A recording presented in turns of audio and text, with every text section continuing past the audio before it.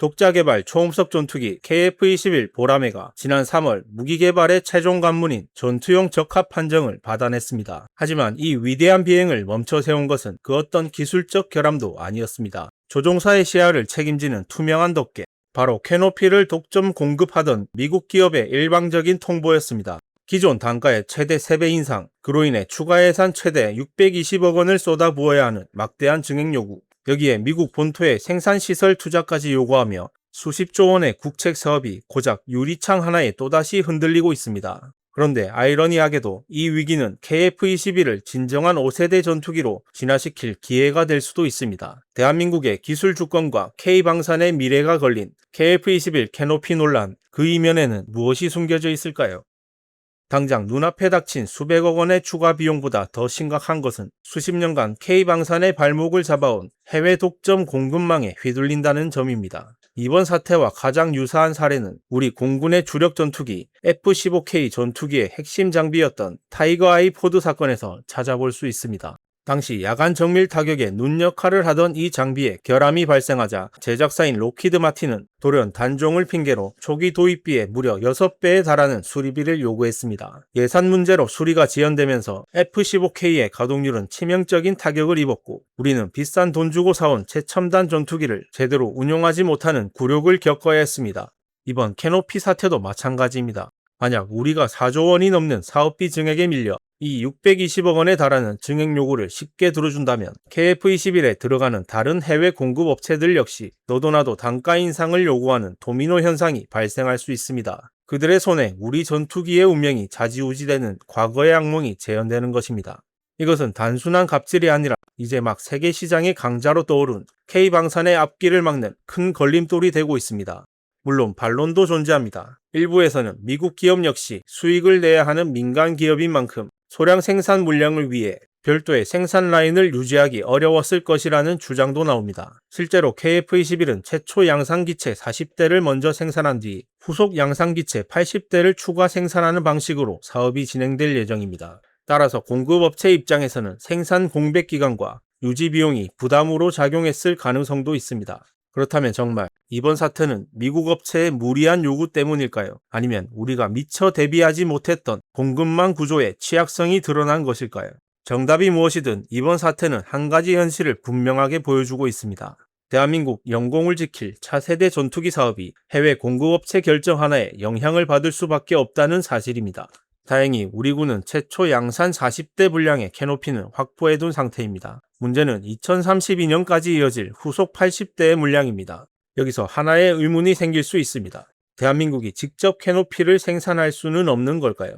대한민국에는 이미 전투기 캐노피 분야에서 상당한 기술력을 보유한 기업들이 존재합니다. 대표적으로 스페이스프로는 KT-1, T-50, FA-50에 사용되는 캐노피를 오랫동안 제작하며 관련 기술과 생산 경험을 축적해왔습니다. 체계 종합기업인 카이 역시 독자적인 캐노피 설계 기술로 국내 최고 권위의 IR-52 장령실상을 수상하며 이미 그 개발 역량을 세계적으로 입증한 바 있습니다. 즉, 캐노피 국산화 자체가 불가능한 과제는 아니라는 뜻입니다. 하지만 국산화가 가능하다는 것과 당장 투입할 수 있다는 것은 전혀 다른 이야기입니다. 전투기 부품은 개발에 성공했다고 해서 곧바로 실전에 투입할 수 있는 것이 아닙니다. 수년에 걸쳐 진행되는 혹독한 감항 인증 절차를 통과해야만 합니다.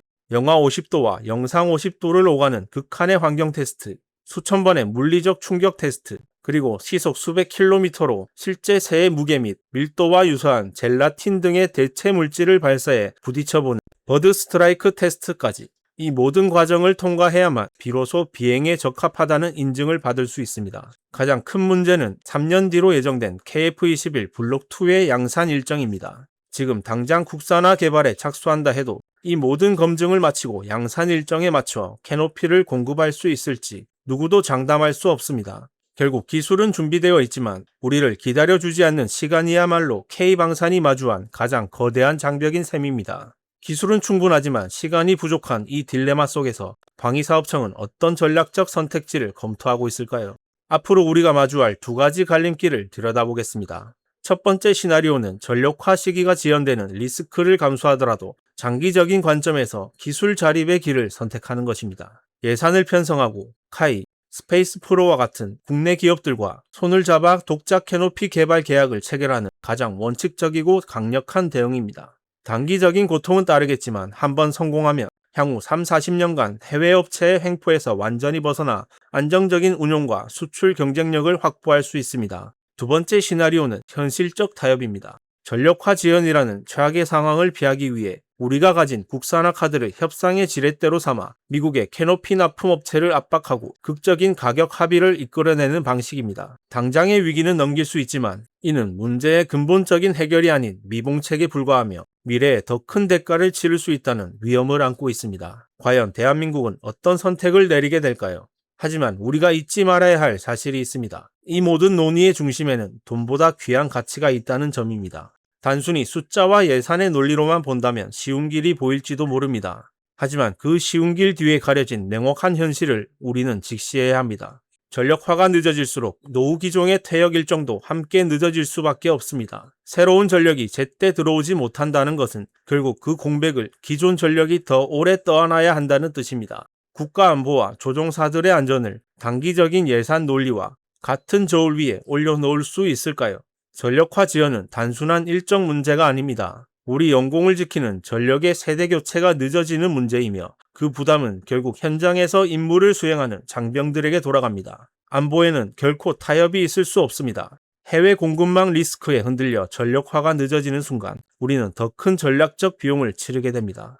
이것이 우리가 전력화 일정 사수와 캐노피 국산화라는 두 가지 과제를 동시에 해결해야 하는 이유입니다. 단기적인 비용과 일정을 넘어 30년 이상 운용할 전투기의 미래, 그리고 스텔스 성능을 갖춘 5세대 전투기로의 진화를 생각한다면 우리가 나아가야 할 길은 더욱 명확해집니다. 전투기 캐노피는 비행 중 발생하는 마찰과 각종 이물질의 충격으로 인해 시간이 지날수록 흠집과 마모가 누적됩니다. 따라서 일정 수준 이상의 손상이나 시야 저하가 발생할 경우 교체가 필요한 주요 유지 보수 품목 가운데 하나입니다. 국산화에 성공하면 이 비용을 획기적으로 낮추고 전투기 가동률을 항상 최상으로 유지할 수 있습니다. 하지만 더 중요한 이유는 따로 있습니다. 바로 KF-21의 미래형 발전 모델인 5세대 스텔스 전투기 블록3를 위해서입니다. 완벽한 스텔스 성능을 구현하기 위해서는 F-35처럼 레이더파를 흡수하거나 분산시키는 특수 코팅 기술이 적용된 저피탐 캐노피가 필수적입니다.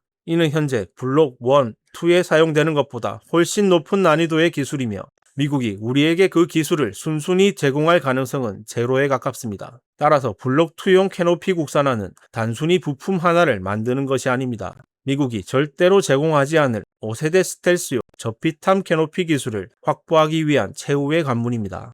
기술 주권 없이는 진정한 자주 국방도 조종사의 안전도 보장할 수 없습니다. 이번 캐노피 사태는 단순히 부품값을 흥정하는 문제가 아닙니다. 과거 KF-X 사업 초창기 미국이 A사 레이더를 포함한 4대 핵심 기술 이전을 거부하며 우리를 좌절시켰던 그때처럼 대한민국이 독자 개발한 전투기의 미래를 언제까지 남의 결정에 의존할 것인가?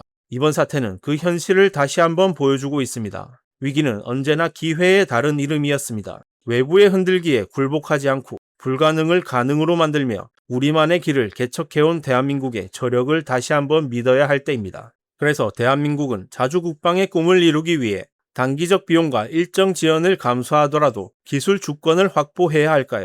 아니면 현실적인 타협을 통해 KF-21 전력화를 계획대로 추진해야 할까요? 여러분들의 생각은 어떠신가요? 다양한 의견을 댓글로 남겨주시기 바랍니다. 끝까지 시청해주셔서 감사합니다. 여러분의 구독과 좋아요는 더 좋은 영상을 만드는 데 큰 힘이 됩니다.